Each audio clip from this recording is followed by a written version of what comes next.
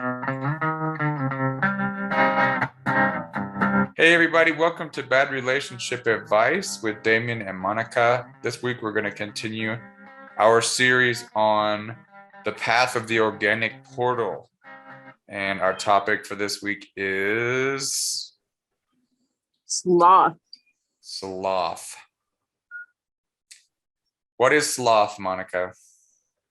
Damien, I thought you were going to define sloth. Oh, am I going to define it? Okay. So one definition is a habitual disinclination to exertion. So physical laziness, mental laziness. And there's a saying many of you have probably heard that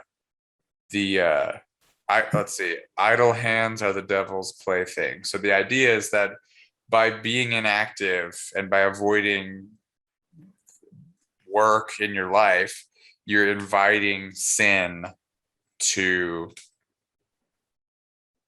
into your life. So you have to be constantly working? Is that how you interpret that? Yeah, that's a good question. I mean, I like to lay around and do nothing quite often. Well, whenever I can. So am I being slothful? Well, I guess I could be if I have things that I'm avoiding.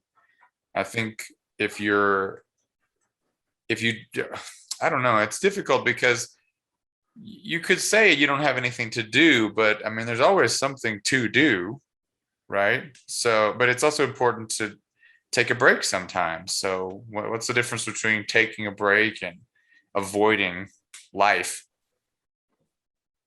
Well, I think that taking a break is important in order to, and I think it depends on what we mean by taking a break, right? So if we have to rest our bodies because we've been toiling, all day physically, well, that's important. You have to take a break. What if you've been laying around resting your body for weeks? Well, then it's not really just a break, is it? I think that I mean, if you look at the span of your life, maybe it is a break, a long break. Yeah, I mean, I guess you could take a break in that way, but then I think we have to also distinguish between laziness and being sort of lazy and not, leisure and laziness. Right. Yeah, I mean, I guess you plan for some quiet time to yourself or for a pleasurable activity or something that you can enjoy yourself. But I think this idea of avoidance is really key for sloth. Yeah, but I think also, so the avoidance, so when we're being lazy, I would say that we are engaging, or kind of disengaging actually, but we are doing things to disengage. And so when I imagine laziness is actually going to make us more tired. Oh. As opposed to leisure. So leisure could be taking a hike in nature and just contemplating nature. That is leisure. Laziness is scrolling on social media on your couch for hours. So it seems like slothfulness is a draining activity, actually, whereas taking a break or like a planned leisure activity could actually recharge. Yeah, restorative. Exactly. Interesting. Exactly. So I think we were talking about how I feel like a lot of sloth is really encouraged. Like you said, social media is designed to draw you in and distract you from your life in a way, but it also plays with your emotions as you scroll through it. And, right. Students that I work with, they, I hear people saying, hey, these kids are so used to having constant entertainment that when it comes to actually applying themselves to doing something that takes time in order to create a worthwhile finished product or project, you they don't have any of that self-discipline. Right, because of the sort of constant dopamine hits that one gets from social media, for example, right? So it's kind of like this drug, in a way. And I think sloth can then cause you to feel bored. I think if you're in a slothful state, you are bored. You feel bored. Right. Some people seem to like almost brag about the fact that they're bored, like, oh, I've seen that. All these more movies are boring. These people are boring. The city is boring. The books, like being kind of jaded. Yeah. Or it's like somehow it makes you cool to be bored by everything. But I mean, you can be, everything around you is literally a miracle that it even exists, like, I mean, if you want to enjoy nature, if you want to enjoy civilization, if you want to enjoy, I mean, just there's so many things that can bring joy into your life that if that's not happening, is that on you? Is that the result of sloth? Absolutely. I think it's absolutely our fault. When we feel boredom, it's our fault because we're not present when we're bored. Usually we're trying to escape the present moment, and we don't understand and appreciate and are grateful for everything that's surrounding us, which is so rich. Our life is as rich or as, I don't know if I want to say poor, but for lack of a better word, right, as we make it, in a sense. True. So when you're engaging in life, you start to see how deep and rich it really is, from our plants, our animals, our relationship with others. Sure. So when, if we're hanging out and we go grab a beer or whatever, and you're talking to me and I'm checking my social media and then kind of thinking about what am I going to do next, that is in a way a form of sloth. Yeah. And that's been a real constant theme throughout this series, is always looking for the next thing, always being on the lookout for the next, proverbial dopamine hit, or, instead of being able to be still and just feel satisfaction and joy with just being who you are and where you are, and appreciate that. And so it's almost like sloth is that space in between stimulation, where we're so out of touch with the things that can bring joy to our life, that when we find ourselves in that space between two things and find ourselves bored, it's like that's when we're experiencing sloth. Right.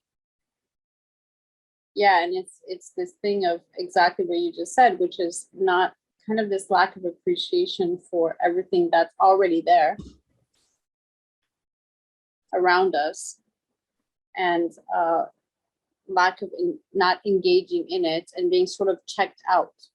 Right. So, if you have a kid and you're constantly distracted with social media, for example, and not really paying attention to really kind of just even observing. I like to observe my cat, for example, and it can be very fascinating just watching what a great hunter she is. Sure. How she'll always chase mice and so on. Not mice, no, flies or insects. All the mice in your apartment. And it's really interesting to watch because she's, sometimes she'll catch them and eat them. And, anyone who is, sort of, and yeah, I know it's not poor flies and so on, but it is really fascinating how good she is at it.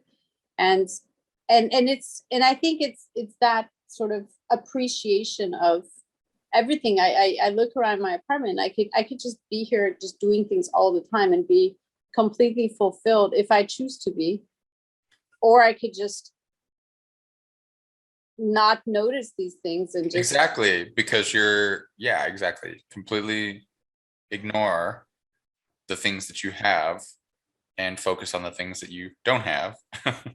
Yeah. So basically what happens is when we're focusing on the things we don't have, we are disengaged, whether it's in our relationships, our surrounding, what surround us, not having this sort of constant fascination, the way children do when, they first see something new, right? Right. But so this thing where you were saying about being kind of jaded, I mean, that it could be like a form of sloth because we don't realize the richness of everything that, if we allow it to be, and that includes our, relationship to our pets, to other people, and so on, right?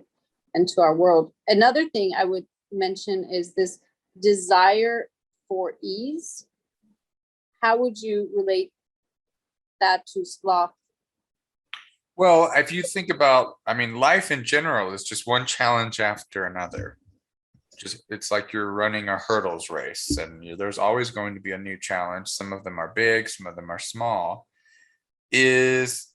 So that desire for ease is wanting to minimize those challenges, go around those challenges, pass off those challenges, ignore those challenges. And I think that's another aspect of sloth, because you can't avoid life's challenges forever, right? I mean, if you avoid this one, it's going to come back in another form. What could be an example? Yeah. I don't know. I mean, even it could be, for example, you tend to fall for the wrong type of guy, and you go through this, relationship, and it's disastrous, and you just kind of ignore it and pass it off and say, well, it didn't work out, and then you meet the exact same kind of guy, and then you get right back involved in the same thing again. um, That's very funny. That's just an example. Right. I mean, yeah, I don't know what you're talking about, but right. The first thing that came to mind, I don't know what it was. Yeah, that's weird. Yeah, totally. Well, I don't know. I think the easy way out sometimes would be, for example, not taking accountability, right? Yeah. Right. And that's another example that just kind of came to mind, is like when you behave badly, or when you cause suffering to others because of your bad decisions, or your loss of control of yourself, or allowing your anger or your ego to get in the way of a relationship. And instead of, like you said, instead of taking responsibility for that, brushing it under the rug, just expecting that person to just forgive you without actually asking them to forgive you, and without actually making an effort to change, that type of stuff snowballs after a while, because you become a person who doesn't apologize. Other people just enable you, and that's going to have huge effects on your future relationships and just your overall happiness as a person. Yeah, because we don't kind of go deep when it comes to relationships, right? It's like things are, I don't know, I'm kind of bored with my spouse, so I'm just gonna go and, find someone else. Right. I don't want to get divorced. That's too much of a pain in the ass. So I'll just, find something to entertain me on the side. Yeah. I mean, I do this with work all the time. I have lots of homework. My job requires me to go through lots of tedious just stuff that I have to bring home, and I do not enjoy it. Once I get started on it, it's not a big deal, but it's so tedious and unpleasant for me to do. I mean, I'm being lazy in a way because, one, if I really dislike this job that much, and the work that I have to do is such an integral part of it, maybe I should be looking at a way out of that job instead of just continuing to trudge through it and avoid it.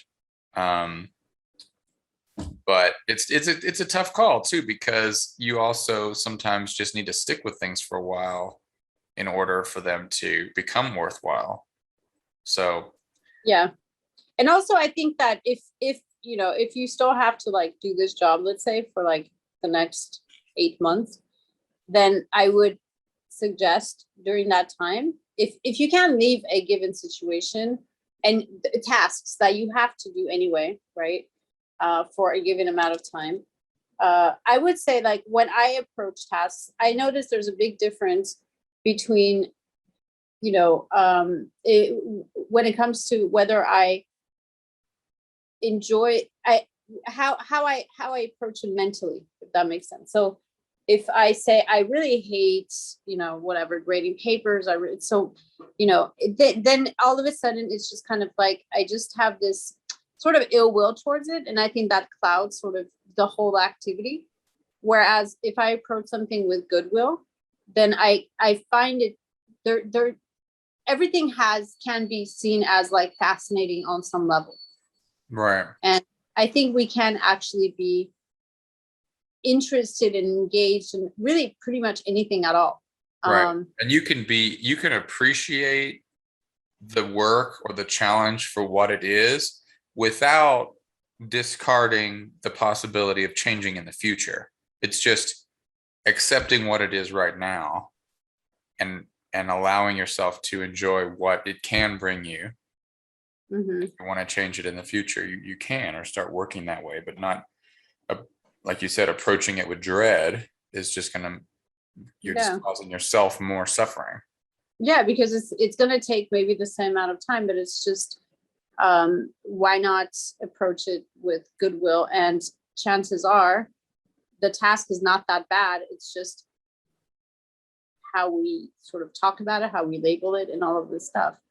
If I keep saying I hate doing laundry and then I have to do laundry, it's just like, I'm just going to not enjoy it. But if I tell myself it's really not bad, actually, I kind of enjoy it. It's nice to smell like clean clothes, like after I take it out, and, just all of these, like the positive aspects of it. And also just being thankful that you can do your laundry too. Not taking that for granted. Yeah, not taking it for granted. So I think gratitude also has there's a lot to be said, I think, practicing gratitude. So we start to appreciate things more that we have. I think the other thing about sloth is it actually kind of leads to or a lack of joy. Mm-hmm. What do you think about that? Yeah, I mean, I feel like our society, I think hopefully things are changing, but I think typically like people who have been suffering for depression get kind of blamed for it. Like it's your fault that you're not doing anything. I mean, you're being lazy. You can't get out of bed. Well, maybe if you actually stopped feeling sorry for yourself, you could actually get something done, right? So I think there's been a long time association with sloth and depression, and it being a case of self-pity. And if you just get over yourself, but I think, I don't know, I think if you've never known how to see the joy in everyday life, then it's hard to blame someone for not being able to do that. But I can totally see how if you're used to life providing its entertainment to you without you having to do anything, yeah, I can totally see there being an utter lack of joy in your life because it's always so short-lived, right? This funny video that you saw is your source of laughter, instead of something, I don't know, something deeper, like just sharing a common bond with somebody, or thinking that something's ironic and being able to share that with somebody, or there's right. So I think again, going back to like constant external distractions, right? Mm-hmm. So what pulls us into this state and how do we get out of it? Well, I think we've kind of addressed that. I think the main idea here is that we talked about this, that sloth is a state of distraction, unwillingness to confront life, escape from life, seeking an escape constantly instead of facing the challenges that life have to bring us. And, we've talked about how the antidote is, as it is for many things, just reminding yourself to be grateful for what you do have in your life, even if it's not much. And always looking for something to be amazed by, to be impressed by, to be inspired by. And if you have a voice in your head saying, "Oh, it's boring," let that voice kind of drift away and go and refocus your efforts on figuring out why it's not boring, because it takes effort to do that. It's very easy to say this is boring. It takes a little effort to find the worthwhileness in some things. Like you said, doing laundry. Like I had an argument with a friend once over the same thing. He was like, "I hate ironing. There's nothing good about ironing." And I was like, you can choose to actually appreciate certain things about ironing. You can enjoy that, like you said, the smell of the clean clothes. You can enjoy the process of watching the wrinkles being pressed out of the clothing, of folding it, of making it into something nice. And, obviously just appreciating the fact that you can do this and you're going to enjoy wearing that shirt the next day. Because, you can focus on positive things, or you could just tell yourself you hate this is a waste of time and you wish you didn't have to do it. And it's a choice. Both of those things are options. Yeah, and it's amazing how oftentimes we might go through life talking about how we don't like this, and always trying to kind of escape it somehow, or just, can't wait till this is over and so on. And this is our life. Yeah, every second of it. Yeah. So why not enjoy it at least as much as you can? Try to, anyway. And so just being in the present moment, I think does a lot of that. I think we start to become and allowing ourselves to contemplate, to let our minds wander, and not to constantly seek distract. It's okay to be in a still room, to be still, not to constantly have to check social media when we're on a park bench, but just be still, observe, and just be present. Yeah. And using that, I think, and maybe getting rid of or reducing drastically things like social media, Netflix, all of these things that are kind of pulling us into this state, yeah, if you find it difficult to just sit quietly and hinder, looking for the next hookup all the time and so on. Right. All of these things. So. All right, Monica. All right, Damian. Well, 2 more sins to go. We've got wrath and pride coming up in the coming weeks. We hope that you'll join us. And until then, let us know how sloth affects you, if you have any sloth stories. We'll see you next time right here on Bad Relationship Advice. Sounds good. Bye. Bye.